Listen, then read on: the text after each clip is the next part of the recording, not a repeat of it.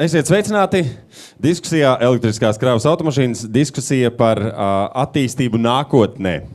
Diskusija varētu būt ļoti aizraujoša, ņemot vērā pirmkārt dalībnieku skaitu un arī pārstāvniecību. Un sāksim mēs ar nelielu prezentāciju, bet tā būs diskusija par attīstību nākotnē Eiropā un Latvijā par elektriskajām kravas mašīnām.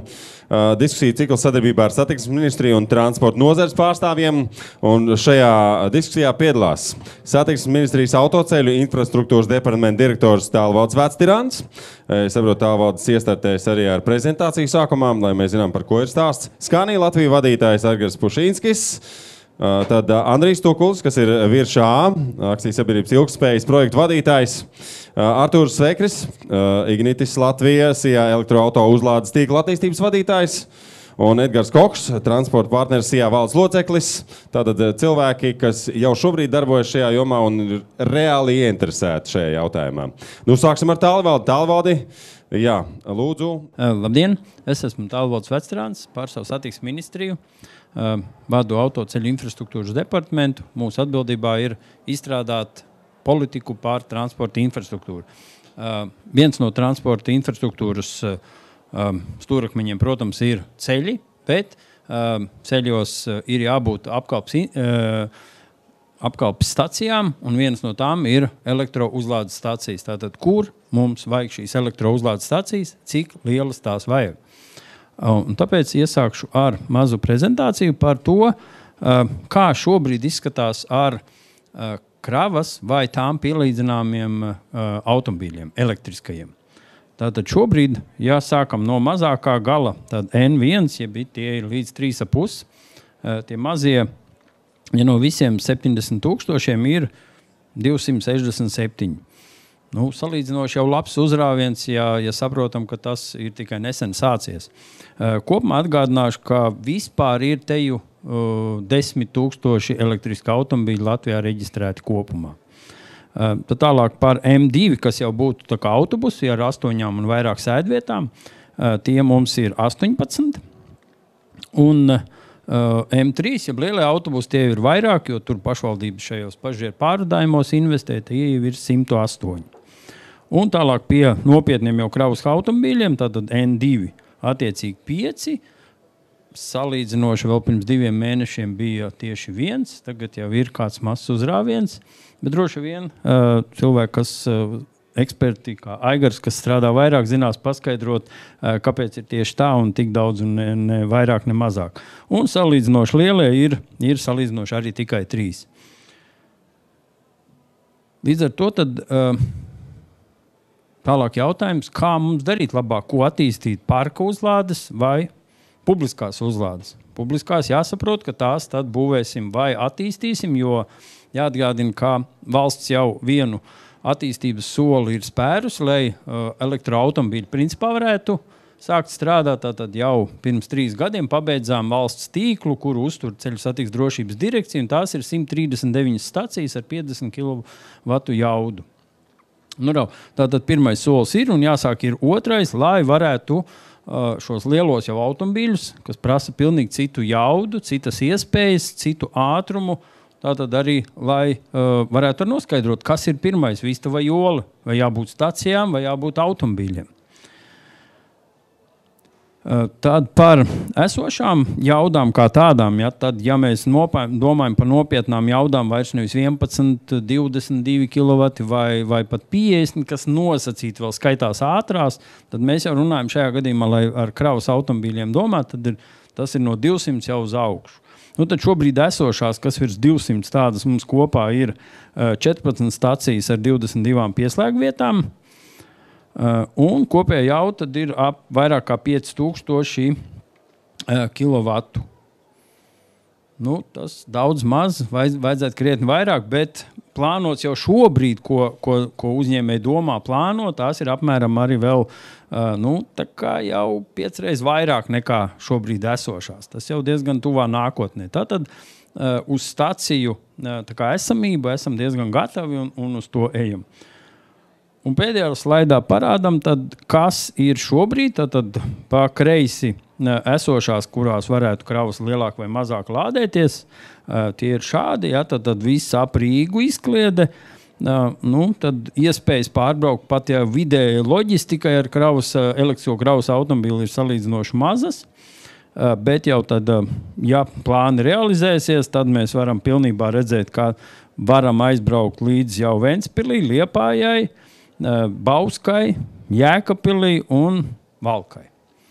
Pārējie ir tukšumi, iespējams tie saistīti ar tīkla piedāvājumu, tad elektriskā tīkla, vai vispār tur ir tā jauda vai rokas resnuma kabelis tur pienāk tai vietā un to ceļa posmu tur var apkalpot. Tas īsumā viss. Paldies. Tagad laiks diskusijai. Paldies. Ieņemam vietas. Un runājot par diskusiju, te ir mums tādi 3 galvenie jautājumi. Ir esošo publisko ātrās uzlādes staciju pietiekamība, tad nepieciešamais elektroauto uzlādes staciju skaits līdz 2030. gadam, un arī viens jautājums īstenībā par to pašu Vista vai Ola elektrisko kravas automašīnu attīstības tendences. Un varbūt, kad drīzāk tad sākam ar to Vista vai Ola jautājumu, jo, jūs varat to novērot jau krietnu laiku arī vieglo automobīļu, elektroautomobīļu apspriešanas gadījumos, ka vienmēr jautājums ir, jūs no sākuma sabūvējiet, tad mēs pirksim. Un otrādi. Kā izskatās vispār situācija ar elektriskiem kravas automobīļiem un tām attīstības tendencēm? Mēs redzējām šeit konkrētus skaitļus. Un tajā pašā laikā, piemēram, ir autoražotāji, kas saka, ir kaut kāds segments, kurā vispār nekad nebūs elektroauto, aizmirstiet par tālbraucējiem vilcējiem, un tur nekas nesanāks. Kāda ir situācija, jebkurš, kurš ir gatavs atbildēt? Aigars Pašinskis, Scania Latvijas vadītājs. Situācija no ražotāja viedokļa ir ļoti laba. Jo, ja mēs skatāmies pirmo elektromašīnu uzņēmums Scania, nevis kā testa mašīna, bet tīri kā uz konvejeru saražota automašīna, radīja 2021. gadā. Tad šī mašīna varēja nobraukt 150 km. Ja mēs skatāmies šo 4 gadu laikā, attīstība ir notikusi ļoti strauji, un tas attiecās gan tieši uz akumulatoriem, kādas kapacitātes akumulatori tiek radīti, un līdz ar to arī cik tad automašīna spēja nobraukt. Ja man šodien uzdod jautājumu, teiksim, cik var nobraukt šodienas kravas automašīna Scania, kas saražot uz Scania konvejeru. Šobrīd mēs runājam par automašīnu ar jaudu 450 kW, jeb tādā saprotamākā valodā tas ir 610 zirgspēku. Mēs runājam par automašīnu ar griezes momentu 3500 Nm, kas ir pilnīgi vairāk nekā pietiekoši, lai vestu 40 tonnīgu sastāvu. Ja mēs runājam par akumulatoriem, visiem ļoti interesē parasti akumulators. Cik tas akumulators ir? Es nezinu, varbūt tikai pieredze no vieglām automašīnām, par ko mēs runājam. Ir no auditorijas kāds, kas ir gatavs pateikt, cik tad vieglā automašīnā ir baterija. Kādā ziņā, cik baterija? Cik ir ietilpība? Cik ietilpība? Jā, ņemam rokā mikrofons uz 2 runātājiem, viens mikrofons droši, rokā un uz priekšu. Tad, principā mēs runājam droši vien kaut kādu no 30 un uz augšu. Golfi bija kaut kādi 40 kW, tagad jau jaudīgākās nāk kaut kāda 60-70%, bet jebkurā gadījumā līdz 80 droši vien. Jā. Es piekrītu tam teiktēm, ja mēs runājam par kravas mašīnu Scania, tad šobrīd tas, kas tiek jau ražots un ko var nopirkt, ir nepieciešams 624 kWh, kas 40 tonnīgam sastāvam atļauj nobraukt 350 km. Un tas liktos daudzai maz, ja mēs varam skatīties uz priekšu. Nākošais gads, burtiski tikko Hanoverā ir kravas autoražītāja izstāde. Un ja mēs skatāmies, teiksim, kas tur jau tiek piedāvāts, es varbūt kā Scania pārstāvis runāšu no Scania puses, tad mēs runājam par akumulatoriem 728 kWh un mēs runājam par nobraukumu jau 550 km. No savas puses, ko es vēl gribu pateikt, ir, teiksim, vienmēr vai elektriskai šādai mašīnai ar akumulatoriem ir nākotne. Es varu pateikt viennozīmīgi. Tā ir uzņēmuma Scania stratēģija. 2030. gadā 50% no saražotām mašīnām ir elektroautomašīnas. Un tas nav tikai Scania redzējums. Labi. Virši redzējums. Galu galā jūs esat ieinteresēti, tagad no malas skatījums, sazvērstības teorija. Jūs esat ieinteresēti turpināt palikt pie degvielas, tirgot logu šķidrumu, un jo vairāk, jo labāk, kāda elektrifikācija, kādas uzlādes stacijas? Jā, mūsu gadījumā mēs šos riskus esam sadalījuši. Arī mēs esam attīstījuši vienu no, es gribētu teikt, jaudīgākajiem elektroauto uzlādes tīkliem Latvijā. Arī mums šobrīd ir 20 mūsu stacijās attīstīts vismaz 160 kW pieslēguma vietas, tā kā viegli auto tur pilnīgi mierīgi pusstundā var arī pielādēt šīs savas baterijas. Tāpēc, jā, es teiktu, mēs piedāvājam gan degvielu, gan alternatīvās degvielas, kā piemēram CNG, gan elektrību. Tāpēc man gribētos teikt, ka tas mūsu skatījums ir viens no objektīvākajiem, arī no klienta perspektīvas, bet jā, pilnībā piekrītu, ka tehniski tas risinājums, tas, ko arī Skanija pārstāvis minēja, viņš ir gatavs, baterijas ir tam piemērotas, uzlādes notiek gana ātri, un tās uzlādes jaudas ir tiešām pat 350 un vairāk kilovati, ko šīs mašīnas spēja paņemt pretī, bet tas, ko mēs redzam tieši no mūsu klientiem, un es pieļauju arī šeit auto nozares pārstāvi, ir tā cena, jo līdzīgi kā sākotnēji bija ar vieglajiem elektroauto, tā cena bija ievērojami dārgāka un, teiksim, pat ar kaut kādām atbalsta mehānismiem vai bonusiem vai ar tīri šo lētākajām operatīvajām izmaksām, kas ir tīri degviela.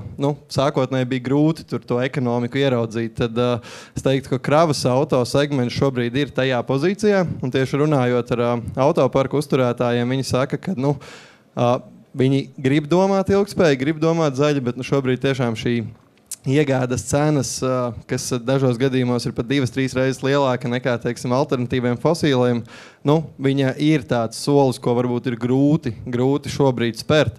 Attiecībā no mūsu pozīcijām mēs esam gatavi. Šobrīd mums nav izbūvēts, jo šajā pirmajā kārtā, ko mēs būvējām, mēs pamatā koncentrējāmies uz vieglajām automašīnām, līdz ar ko tās uzlādes vietas ir tādas, kur ir ērti piebraukt vieglu automašīnu, piekļuvi arī cilvēkiem ar īpašām vajadzībām, visi norēķini, bet esam gatavi, un ir jau pat mūsu jaunās degvielas uzpildes stacijas, kur būvējam, pat esam paredzējuši vietas, kur varētu uzlikt šīs saliņas vai attiecīgi šīs uzlādes, kur pilnīgi ērti var piebraukt kravas mašīnas, kurām, diemžēl, gan jāsaka, tāpat kā vieglajām automašīnām, tie sprauģi ir gan vienā, gan otrā malā, gan priekšpusē, gan aizmugurē. Tā kā tur arī nav tāds pilnīga viennozīmības starp ražotājiem.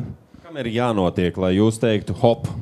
Es teiktu, ka, lai tiešām redzētu, šobrīd Latvijā arī Tālvalds rādīja šo statistiku, ir 3 šie tiešām kravas vilcēji. Es teiktu, ka mūsu gadījumā pat pietiktu, ja tiešām kāds liels autoparku uzturētājs izrādītu to un tā kā skaidri pateikt, ka viņš attīstīs, viņš iegādāsies šīs automašīnas, tad mēs arī varētu nodrošināt šo uzlādes punktu, jo līdzīgu risinājumu mēs piekopām arī ar CNG, tātad ar saspiesto dabasgāzi, kur tiešām tad, ja bija kāds, teiksim, sauksim to par ankuru klientu, mēs attiecīgi šo uzlādes vai šo uzpildi nodrošinājam. Es redzu, ka ar uzlādēm varētu būt līdzīgi. Labi, paldies. Īsts komentārs no Skanijas? Jā, īsts komentārs, bet mēs vienmēr minam kravas vilcēju. Nav jau tikai kravas vilcēji, un viennozīmīgi mūsu uzņēmuma redzējums ir, ka vispirmkārtām, ja mēs runājam par attīstību, par tie, kur varētu būt pirmie, tas ir vietējie pārvadājumi, un tur mēs noteikti nerunājam par milzīgiem attālumiem. Un šeit mēs noteikti runājam par to automašīnas uzlāde naktī depo. Paldies. Arturs Ignitis Latvija, kāds ir jūsu darbības princips? Tātad atkal runājot par to vašu vistu olu, kurā brīdī sāk kaut kādas lietas kustēties uz priekšu arī šajā jautājumā? Es šajā sakarā gribētu paņemt citu kontekstu, kā mēs vispār skatāmies uz šo attīstību. Ignitis grupa ir lielāka enerģētikas kompānija Baltijas valstīs ar kopēju apgrozījumu 4 miljardi eiro. Mūsu vīzija ir padarīt Baltijas valstis enerģiski neatkarīgas. Pašlaik Latvijā mēs spējam saražot tikai 65% enerģijas, Lietuvā vēl mazāk, Igaunijas precīzi nepateikšu ciparus. Mūsu tā vīzija globālā ir padarīt, uzlabot eksporta, importa, eksporta bilanci, ka mēs spējam saražot pilnīgi būt pašpietiekami. Tas ir konteksts numur 1. Konteksts numur 2. Mēs būvējam vēja parkus, mēs būvējam saules parkus, iegūstam enerģiju, investējam tehnoloģijās, augsti kvalificēts personāls strādā pie šīm te iekārtām. Mēs būvējam elektroauto uzlādes tīklu Baltijā. Pašlaik uz šo dienu mūsu plānos līdz nākamā gada beigām ir izbūvēt 550 pieslēgu punktus Latvijā.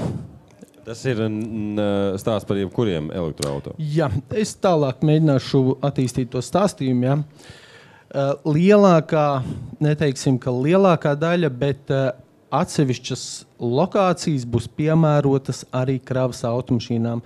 Skaidrs, ka te nav īsti loģikas būvēt tikai uzlādes stāciju konkrētas kravas automašīnām, ja, jo to automašīnu vienkārši nav. Bet, teiksim, sadalot kaut kādu daļu, kaut kādas uzlādes stācijas ar krietni lielāku jaudu mēs plānojam. Var pateikt, jau tagad vismaz ir pāris stācijas, kas būs paredzēts arī kravas automašīnām. Tā kā atsevišķās vietās mēs plānojam arī uzlādes centrus. Tajās vietās mēs paredzam pat 20 uzlādes punktus. Vienlaicīgi 20 automašīnām. Vai tās ir par ātrās uzlādes punktiem, vai tās ir nakts stāvvietas, kurās tu vienkārši ātrās. Mēs praktiski no visiem minētiem pieslēgu punktu skaitiem 90% paredzētu lielijaudas uzlādes punkti, ne mazāk kā 150 kW, bet tajās vietās, kur ir paredzētas kravas automašīnas, mēs paredzam 400 kW jaudas. Tādēļ tās ir labas ziņas kravas automašīnu īpašniekiem, tā kā būs jābūt mazliet pacietīgam, investīcijas ir milzīgas, ļoti daudz projektos ir ieinteresētās personas, tie ir zemes īpašnieki, tie ir ceļu atbildīgie, un tā tas process iet, tā kā, jā, tās ir labas ziņas. Paldies. Paldies. Edgar, transporta partners, ar ko jūs nodarbojaties un kā tas skar jūs konkrēti? Nu jā, mēs esam transporta kompānija, kas nodrošina kravu pārvadājumus. Ja, mūsu flotē ir apmēram 200 transporta vienības. Latvijā kaut kāds 25 ir Igaunijā. No šīm 200 vienībām 16 ir elektriskie busi. Ja. Mēs, man liekas, vieni no pirmiem, kas sāka lietot šos elektriskos busus. Cik lieli? Tie kravas busiņi, N1 kategorija, 3,5 tonīgie. Pirmie busi mēs nopirkām 20. gada beigās, no 21. gada mēs sākam braukt. Es paskatījos šodien, ka mēs esam nobraukuši pār pa 600,000 kilometru ar elektriskajām mašīnām. Ja, pirmās bija 10, pēc tam vēl 6, tā kā piepirkām klāt. Apkalpojam lielākos ekspedītors, tāds kā DPD, viņam ir lielākā flota šobrīd ar elektrobusiem. Bet FedEx, DHL, lielie ekspedītori, arī gāzu pārvadātāji, tā kā tie mūsu klienti, kur mēs runājam. Es varu pateikt no savas puses, ka interese no klienta puses ir milzīga. Ļoti daudz, kur mātes kompānijas liek šos te uzstādījumus, kad mums ir jāvirzās, ir pat kaut kādi plāni, tur pieņemsim 30. gadā 0 emisijas no transporta, jā, pieņemsim. Tas nozīmē to, ka tas spiediens ir, bet, protams, ir šī te otra puse, vakarā ir šī te cena, jā, un es teikšu tā, ka droši vien, ka mēs vieni paši netiksim galā un būs baigi grūti attīstīt, jo tad, kad pieņemsim, kāds pasūta sev uz mājām piegādi, un tad, kad tev tur iespēja ieķeksēt, tad, zin, kad tev būs zaļā piegāde, pieņemsim 5 eiro, bet pa 2,50. Tev vec standarta, viss ķeksēs to 2,50. Un kamēr mēs droši vien arī no tā gala nesāksim mainīties, būs baigi grūti to attīstīt. Bet tas ir tas, ko šobrīd piedāvā arī kurjeru kompānijas? Jā, kurjeru kompānija šobrīd nepiedāvā izvēlēties, jo vienkārši tas, teiksim, nav. Ja, es teiksim tā, tas būtu jādara, ja, lai mēs, teiksim, visi saprastu, ka pieņemsim, mēs tad varam vest pa zaļo, jo patiesībā visiem patīk, kad atved ar šo zaļo. Aviācijā bija laikam 2% izvēles. Jā, no visiem. Piemaksāt šo te degvielas, jā, to zaļo tā kā enerģijā. Jā. Droši vien, 2%, jā, tas ir kaut kāds sākums, jā. Bet tā būtu droši vien arī lieta, kas diskusija, kur mums kopumā jārunā, jā. Savukārt, atgriežoties pie šiem te uzlādes tīkliem, kā mēs to skatāmies, tad ir kaut kāda diskusija, jā, mēs te varētu, pieņemsim, uzlikt tur busiņu, vēl kaut kas, bet patiesībā mēs redzam, ka nav šī uzlādes stācijas, un tur, principā, tā diskusija arī tā kā beidzās. Jā. Tā kā droši vien, kad, diemžēl, droši vien, ka pirmajiem jābūt šiem te uzlādes tīklam, ja, un tad jau mēs varam redzēt, ka mēs varam saplānot šo te maršrutu, šo te mašīnu, mēs varam uzpildīties, un mēs varam jau rēķināt, cik tas maksā, un kaut kā to iegūmu likt tās mašīnas virsū. Bet vai ir nepieciešams ātrās uzlādes stacijas, ja gal galā, vai tie 350 vai 300 km, vai, labi, mazāk šobrīd kaut kāds atkarībā no, cik jūs busiņi noiet ar vienu uzlādi? teiksim, tie krafteri salīdzinoši masa nobraukums vasara tie ir kaut kāds 120-130 km, ziem tie 60. Ja? Mums tā ir, teiksim, dalīts ar 2. Tāpēc arī tā milzīgā problēma priekš Latvijas ir tā, ka, vasarā mums ir maršruti, mēs viņus varam apkalpot, ziemā mēs liekam dīzeļus virsū, un tas busiņš varbūt pat stāv pie sēdus, jo mēs vienkārši nevaram izbraukt šo te vairāk maršrutu. Ja? Tā ir nians. Tā kā tās ir labas ziņas. Protams, tagad jaunie busi nāk ar 300, un tas ir īstenībā tas brīdis, kad ir ok. Ja, jo ar 300 km nobraukumu tādā Latvijā diezgan daudz, kur tur izmantot, daudz maršrutu ir tāds, kur tur izmanto šīs te mašīnas. Ja. Labi. Kā šobrīd tev izskatās, kam būtu jādara, lai tu varētu iepirkt vairāk tādu elektroauto un attīstīt savu partiju virzienā? Nu jā, te īstenībā tajā prezentācijā bija smuki arī norādīts, ko Tālvalds rādīja, kad ir tā kā divas lielas sadaļas, kurā virzienā mums iet, ir publiskais, mēs attīstam, vai šie te privātie. Ja. Un es teikšu godīgi, kā vienmēr ir cenu jautājums, ja? un tas, ko es redzu, kad mēs pamatā cenšamies lādēties lokāli savās vietās, jo tas ir noteikti lētāk.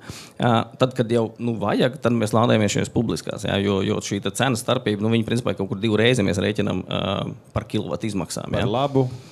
Privāti, lokālajiem. Ja. Man pašam ir lētāk. Ja. Līdz ar to es domāju, ka tas pareizā virzība droši vien, ka būs, kad būs šīs te kaut kādi lokālie punkti, nezinu, pie lielām loģistikas kompānijām, kur var lādēties paši, un tur, kur jau pietrūks, mēs pielādējamies klāt. Ja. Ja, protams, nenotiek kaut kādas izmaiņas cenā, ja, un ir kaut kādi, teiksim, izlīdzināšā noteikumi. Ja. Skaidrs, ka publiskais tīkls, teiksim, kas attīst, viņi grib pelnīt naudu, tas viss pilnīgi normāli. Jā. Bet savukārt, es saku, jā, šīs starpība ir diezgan liela. Mēs šodien pamatā izmantojam CSDD šo tīklu. Jā. Es paskatījos augustā, jā, tad tur tā cena svārstījās kaut kādā 3,5-40 eiro centu par kilovatu. Jā. Ja mēs lādējam pašu savā bāzē, tad mums tur laikam bija 18 centi kilovatu šobrīd. Labi, es gribētu tagad no Tālvaldes dzirdēt, klausoties lūk, šajos speciālistos, kas pie tā strādā un pārstāv nozari. Paņemiet lūdzu mikrofonu, padodiet lūdzu mikrofonu. Kas ir tās galvenās domas, kas nāk prātā par ātrās uzlādes staciju pietiekamību? Mēs redzējām prezentācijā, kur tas viss iet, jo tātad saprot, kaut kāds plāns ir, bet joprojām arī šeit mēs dzirdam, ka aizgaisā tas vista ola plus cena jautājums. Līdzīgi kā ar vieglo automobīļu tīklu, ko mēs attīstījām, mēs tieši tāpat pētījām vairākas reizes, kur tieši ar kādu intervālu. Tas intervāls palika 30-40 km uz galveniem un reģionāliem ceļiem.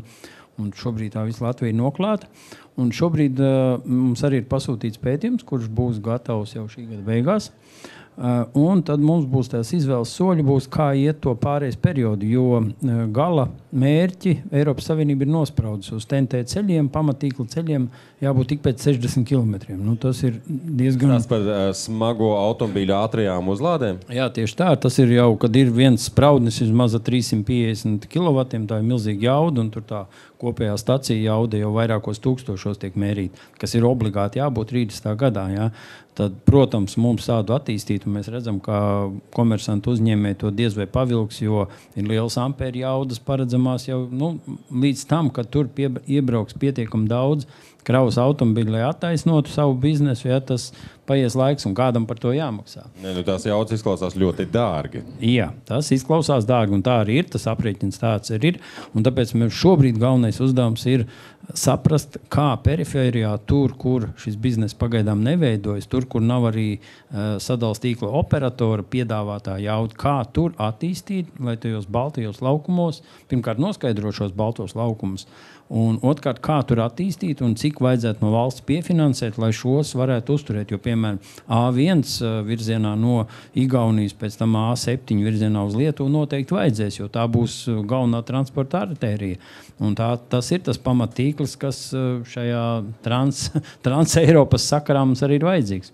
Esošo publisko ātrās uzlādes staciju pietiekamība, nākamais punkts. Kas jums par to ir sakāms un kur mēs ejam un kā jūs redzat, tas ir jautājums visiem diskusijas dalībniekiem, kā jūs redzat šo attīstību? Droši, mikrofons rokā un uz priekšu. Jā, tas, ko var redzēt tiešām, ka jau, man liekas, katru nedēļu atklājas pat vairākas ātrās publiskās uzlādes stacijas, jo gan mēs, gan kolēģi blakām, gan citi tiešām ir gan arī tā skaitā saņemot šo Eiropas finansējumu attīstījuši šīs ātrās uzlādes punktus. Jā, pagaidām tie vairāk bija koncentrēti tieši uz vieglo auto segmentu, bet jā, noteikti tāpat kā minēja Ignits pārstāvis, arī mēs kādā lokācijā uzliksim šo punktu, kas ir piemērots kravas transportam, jo vienkārši tā infrastruktūra būs izbūvēta.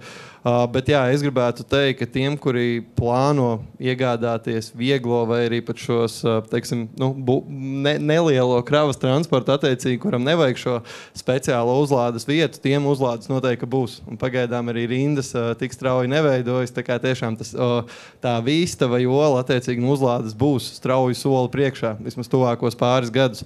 Attiecībā uz kravas transporta segmentu, tad jā, tiešām šeit tās investīcijas ir krietni lielākas un jā, te varbūt gaidam tiešām tādu valsts redzējumu vai skatījumu attiecīgi, kur tad būtu šo tīklu jēgpilni veidot, vai otrs arī tiešām tāds skaidrs signāls no uzņēmējiem, jo arī mēs kā virši esam gatavi attīstīt, bet svarīgi saprast, kur tad to darīt, lai nebūtu tā, ka mēs uzbūvējam punktu, kurš varbūt uzņēmējiem nemaz nav tik praktisks. Vai jums šajā ziņā ir kāda sadarbība vai kādi iedīgļi ar jūsu konkurentiem, citiem degvielas tirgotājiem?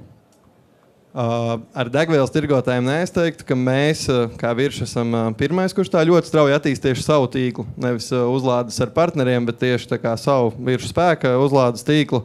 Bet, protams, mēs skatāmies, ko dara gan Baltijas lielās energokompānijas, kas arī strauji attīst tīklu, un tādā ziņā mēs šeit līdzīgi kā degvielā, kur konkurence ir gana cieša, manuprāt, arī uzlādes tīklu operatoru ziņā tā konkurence būs tikpat tieša, kas, protams, gala patērētājiem rezultēsies tādā konkrēti spējīgākā cenā. Jo, kravas transportā, jā, tur jāsaprot, ka pat ja tās uzlādes ir 1-2 dienā, tad tā jauda, ko tā mašīna spēja paņemt pretī, un kā arī Skanija pārstāvis minēja, tur ir pat 500-700 kWh vienā uzlādes reizē. Es teiktu, ka nedaudz stacijās Latvijā dienā tik daudz uzlādē kWh šis vieglais autoparks, kas parasti arī tik daudz, lai tiktu līdz mājām vai līdz galapunktam. Tāpēc es teiktu, jā, pat neliels skaits ar šīm tiešām jaudīgajām kravas automašīnām var krietni pacelt to. Bet faktiski sanāk, ka tas tehnoloģiskais lēciens ir krietni tāds, riktīgs tāds.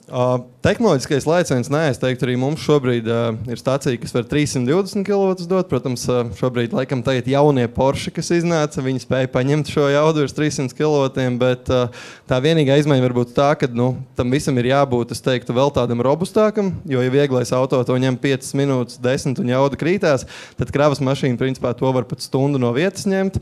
Un otra lieta, jā, ir šīs pieslēguma maksas, kas tiešām tad, ja šis jaudīgais punkts, ja tā uzlādes pagaidām nav, tad, jā, es teiktu, tās ir vienkārši izmaksas, ar ko jārēķinās, kamēr ar tādu tā kā, lai motivētu to, ka šie klienti tomēr ir gatavi iegādāties, jo, jā.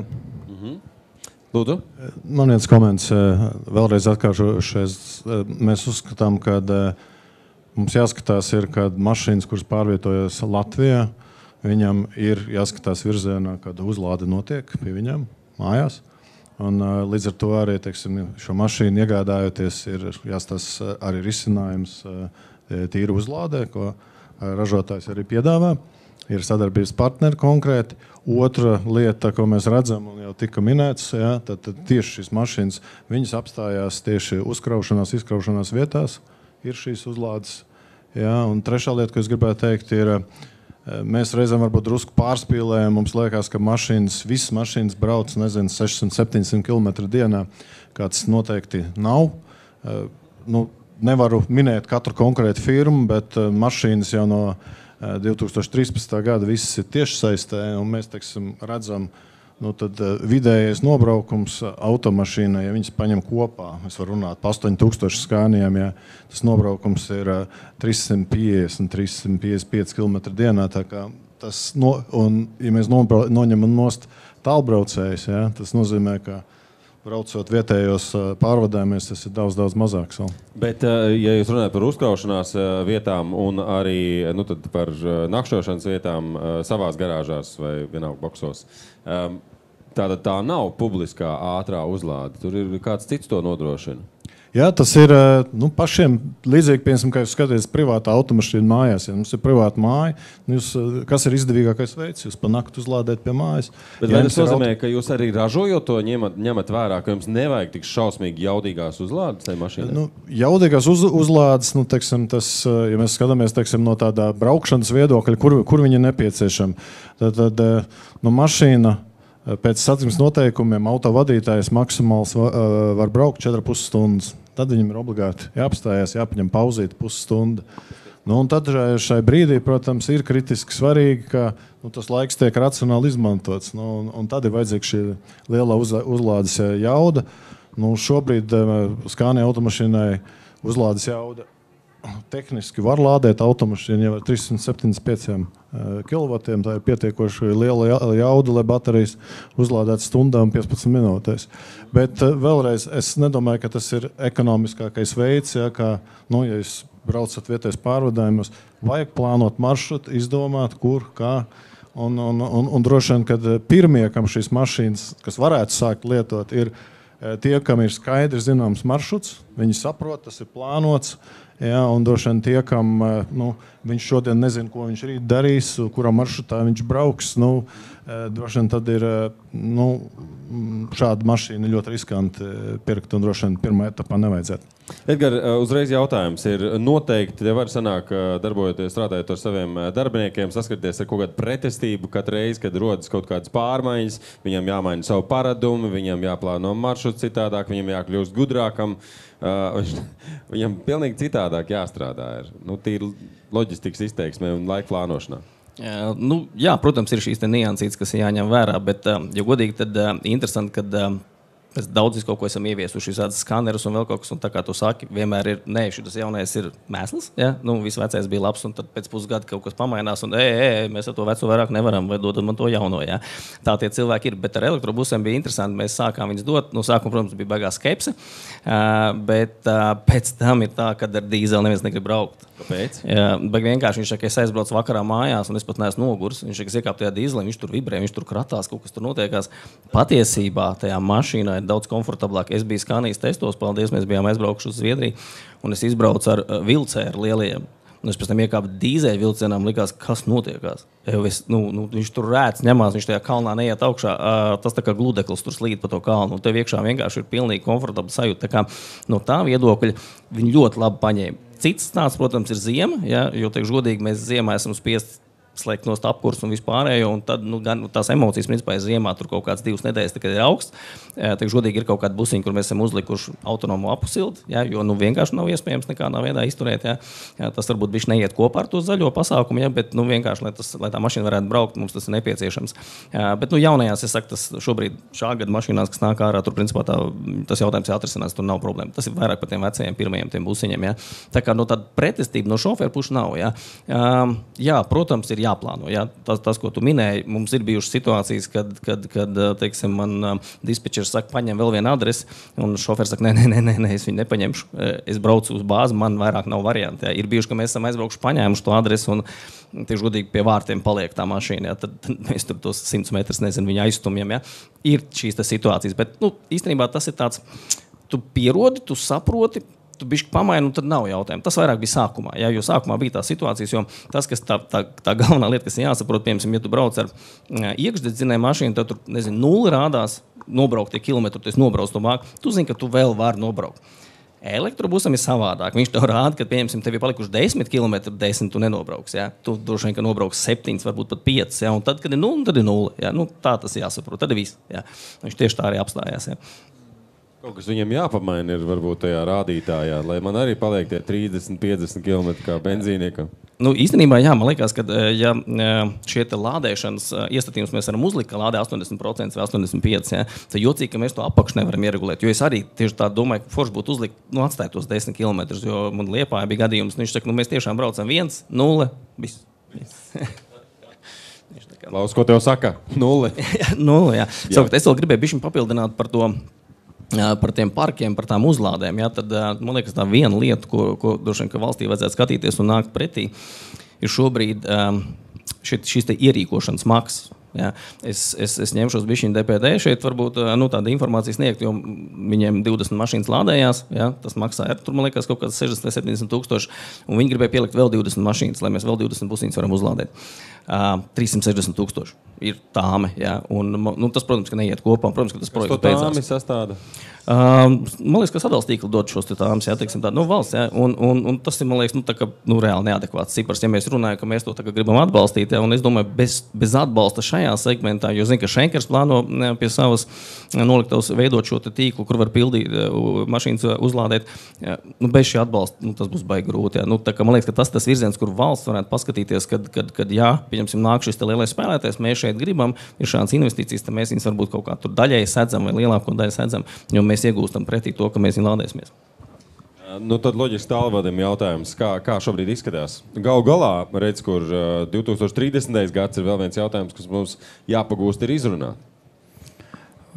Jā, mēs plānojam atbalstīt. Plānojam iezīmēts ir jau reāls finansējums, vairāk 10 miljonu. Bet tas viennozīmīgi, ja arī būs atbalsta, tas būs tikai un vienīgi publiskai.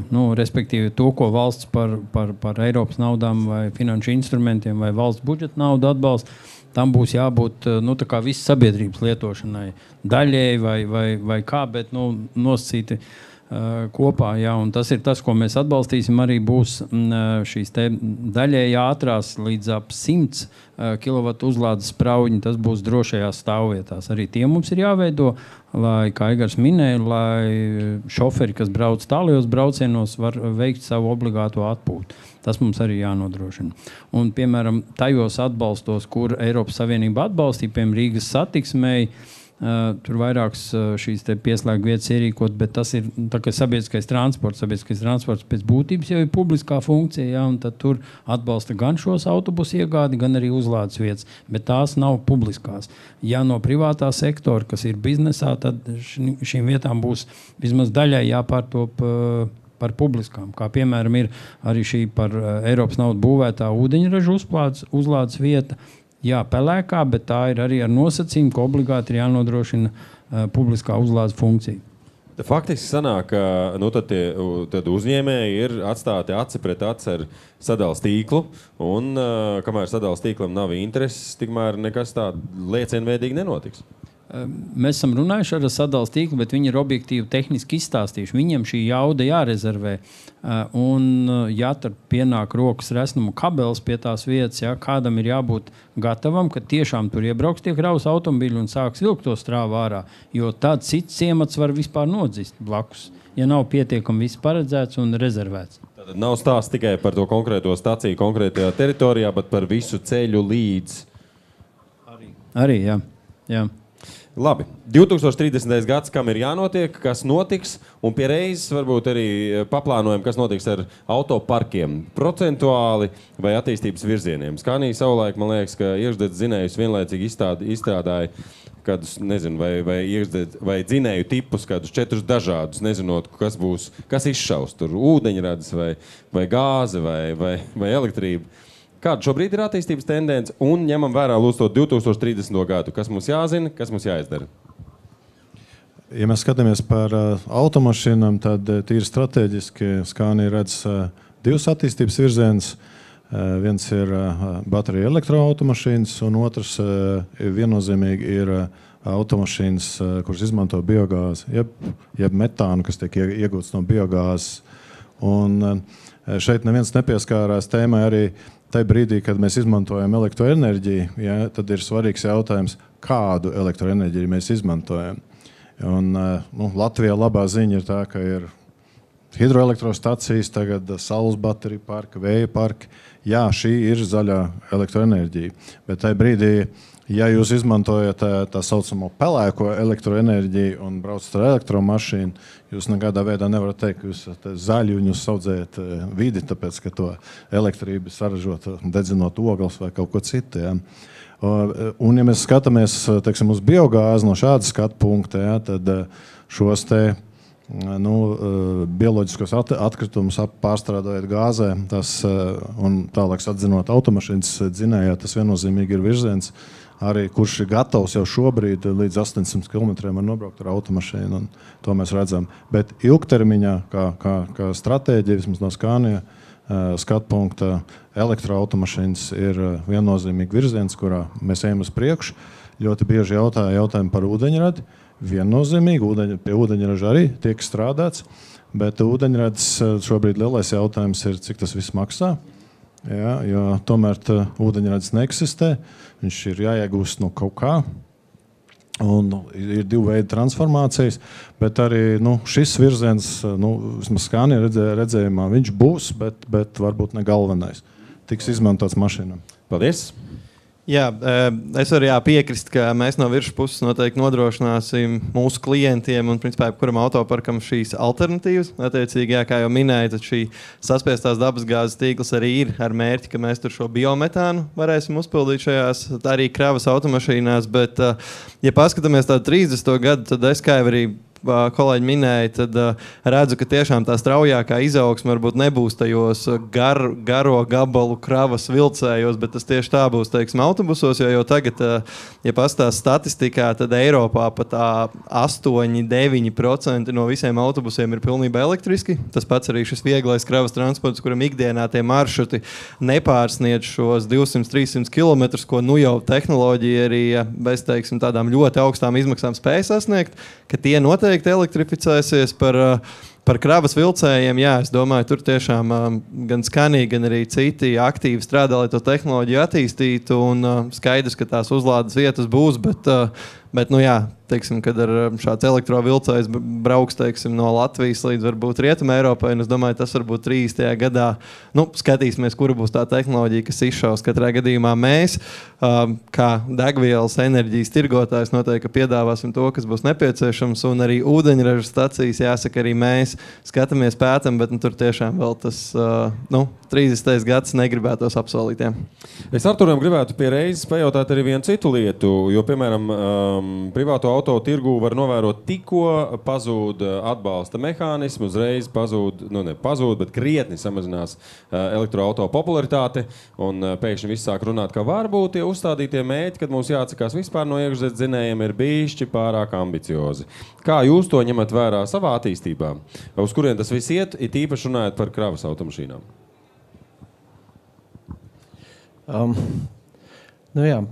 Šeit ir jārunā varbūt politiskais līmenis Eiropas Savienībā, CO2 izmešu samazinājuma plāns. Diemžēl Latvija ne tikai katru dienu uzlabo savu rezultātu CO2 izmešu jautājumā, bet tieši pretēji pasliktina, jo joprojām iekšzemes automašīnu skaits būtiski straujāk pieaug nekā dabai draudzīgi risinājumi. Līdz ar to mēs domājam, ka valdība varbūt šajā jautājumā mazliet pat netikpat agresīvi rīkojās. Vajadzētu agresīvāk patiesībā, lai šos plānus vispār kaut cik sasniegtu, vai lai samazinātu, teiksim, to CO2 izmešu samazinājumu. Kas tavuprāt būtu efektīvākais, ko var darīt? Kas būtu, visticamāk, būtu kaut kāda atbalsta mehānismi uzņēmumiem. Tas pats PVN varbūt, elektroautomašīnu iegādē, kravas elektroauto iegādē. Tas visticamāk būtu viens no risinājumiem. Pašlaik tiek ļoti strauji atbalstīts privāts sektors, tikko arī zinām, kad palielināja atbalsts gan 3 bērnu ģimenēm, gan dažādu auto modeļiem, 7-vietīgiem, tad, man liekas, atbalsts 7,5 eiro, ja 7-vietīgais automobils tiek iegādāts un ģimenei 3 bērni. Visticamāk, vajadzīgs atbalsts vairāk arī uzņēmumiem. Varbūt to vajadzētu prātīgāk arī pārdalīt. Teiksim, varbūt to atbalstu vajadzētu vairāk sniegt pat uzņēmumiem nekā privātam sektoram. Jo tā ietekme ir lielāka? Es nevarētu teikt, ka ietekme ir lielāka. Man precīzi datu nav. Mēs zinām tikai to, ka Latvijā ir aptuveni 1 miljons automašīnu. Tas ir kravas automašīnas, tas ir vieglās un viss komerctransports aptuveni 1 miljons. Bet pasažieru transports ir aptuveni 780 000. Un pasažieru transports, ja nemaldos, veic CO2 izmešu piesārņojumu veic kaut kādus 32% apjomā no visa transporta sektora. Tā kā visticamāk tie dati parāda. 2030. gads. 2030. gads. Mēs grupas ietvarā, mums ir mazliet liela neticība ogļūdeņradi. Mēs neredzam tādu īstu, teiksim, briedumu tirgus. Es došu vienkārši elementāri. Ūdeņradi un kā, teiksim, kā dažādi degvielas avoti un, teiksim, te kolēģis minēja par ūdeņraža degvielas uzpildes stāciju. Mēs īpaši neticam, tāpēc, kad pagaidām šis risinājums ir dārgāk nekā izmantot elektroautomobīļus kā tādus. Otrs, ja mēs skatāmies no tehnoloģiskā principa, kā izskatās ūdeņraža automašīna un elektroautomašīna, pa lielam tā ir viena tā pati, vienkārši no ūdeņraža tiek ražota elektrība un tur arī ir baterija, kas pēc tam virza šo transporta līdzekli uz priekšu. Ja? Tā kā pa lielam mēs ieliekam vēl vienu papildus iekārtu, ja? Kas pilda bateriju un virza to automašīnas priekšu, vienkārši tā baterijas izmērs ir mazāks. Ja? Un pašlaik ūdeņraža cena ir nesamērīgi augsta. Mēs izmantojam elektrību ražot ūdeņradi, pēc tam no ūdeņraža ražot elektrību, lai virzītu automašīnas priekšu. To mēs tad liekam malā. Jā. Bet tātad, kāda ir tā attīstība tieši par ātrajām elektrouzlādes stacijām? Jā, pašlaik stacijas auga būtiski straujāk nekā elektroautomašīnas skaits tirgu. Es varu iedot datus, ka pagājušajā gadā bija aptuveni 600 pieslēgti punkti, oktobra mēnesī kaut kur 600. Bet tas tīkls bija mazliet savādāks. 80% aptuveni varēja būt lēnās uzlādes un tikai 20% ātrās, vidēji ātrās vai ultrātrās uzlādes. Ja. Tad tagad tīkls attīstās līdz vairāk kā 900 pieslēgtu punktiem. Ir Latvijā burtiski 300 pieslēgtu punkti nākuši gada laikā. Un vairāk spēlētāji, kolēģis būvē ultra-ātrās uzlādes stacijas, kas ir sākot ar 150 kW. Tā kā es domāju, ka turpināsies tas straujais izaugsmes temps, bet kaut kādā brīdī noteikti tas tīkla attīstības samazināsies, jo vienkārši vairs nebūs vietas, kur būvēt. Precīzi. Labi, es gribēšu noslēgt šo diskusiju ar jautājumu Tālvaldim, tad kas mums jādara, kurš to darīs, bet pirms tam, Edgar, vēl arī tavs redzējums. Jā, pavisam īsi. Es pakomentēšu tas, ka mēs tās jaunās mašīnas iekšzemes dzinējas pērkam, man liekas, ka tam CO2 tomēr vajadzētu samazināties, jo mēs tās jaunās kudī ar mazāku CO izmešiem nekā šīs te vecās, tā kā mēs nomainām, tas tāds maz. Otra lieta, pavisam ātri par šo te atbalstu, bet dīvaini, ja mēs, teiksim, gadā nobraucam kaut kādu 7,8 miljonu kilometru transporta kompānijā, un tieši tā, un transporta kompānijām nav atbalsts. Tas ir beigi interesanti, kad nav nekāds, jo es noteikti to izmantot, es pirku šīs te mašīnas, ja mēs tagad braucam kaut kādas 100, laikam pēdējais gads bija 190 000 gadā nobraukti ar elektriskajiem, ja?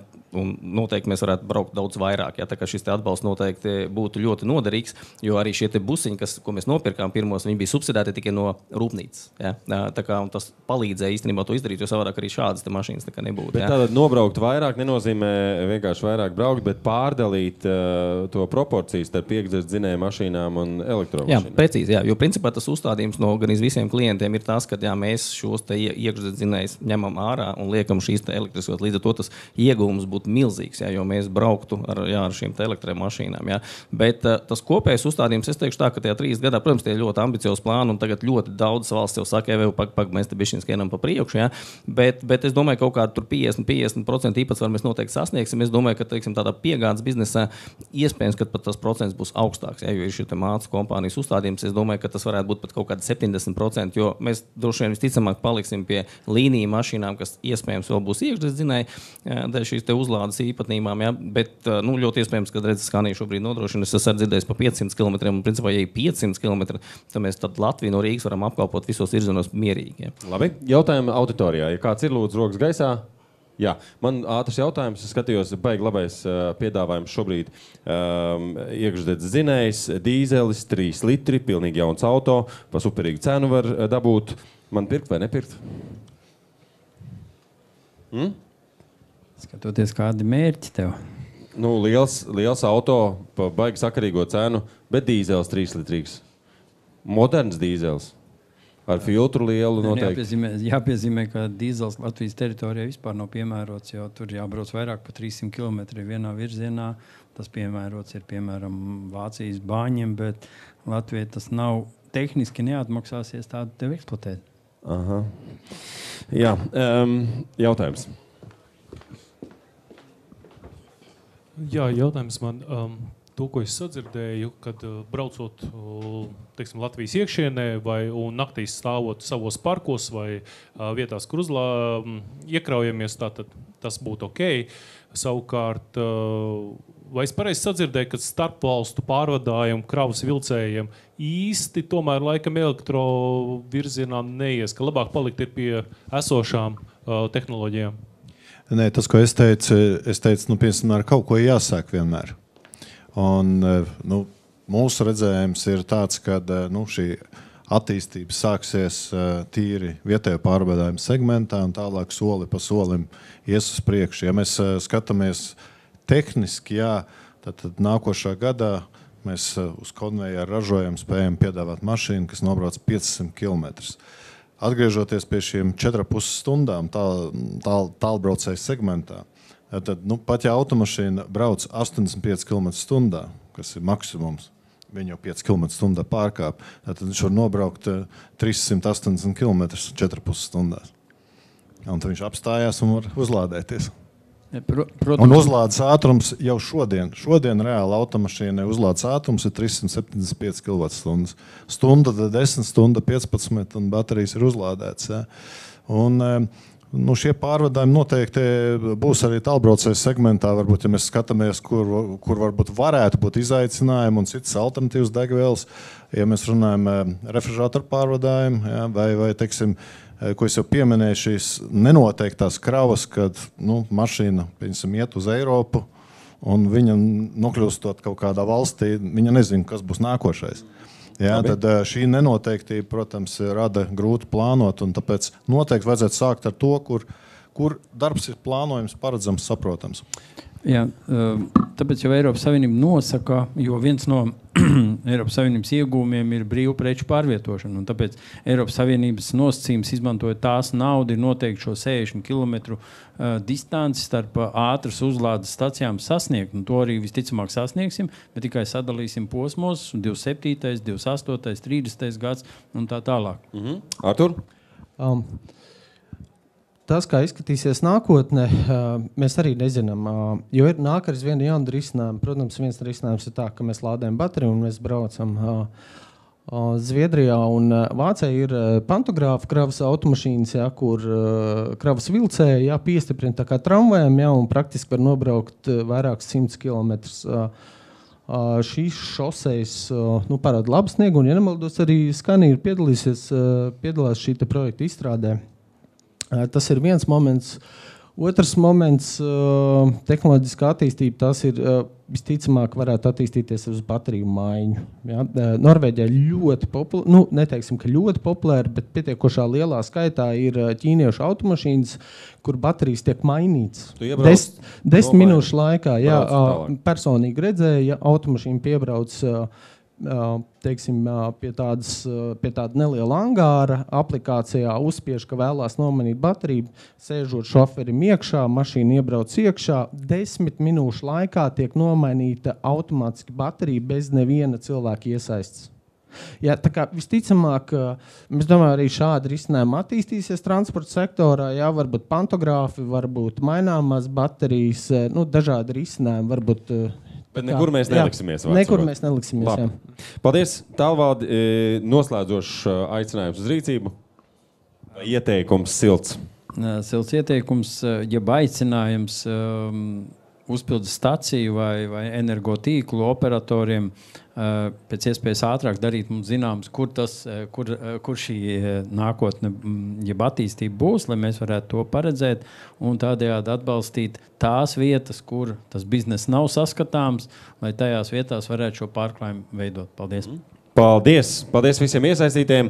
Drīkst arī aplaudēt. Paldies, ka noklausījāties. Es ceru, ka vismaz kaut kāda skaidrība par šo jautājumu pišķiņi vairāk ir. Bet viens ir skaidrs, ka savā starpā mums nāksies sarunāties visai industrijai, visiem iesaistītajiem. Paldies!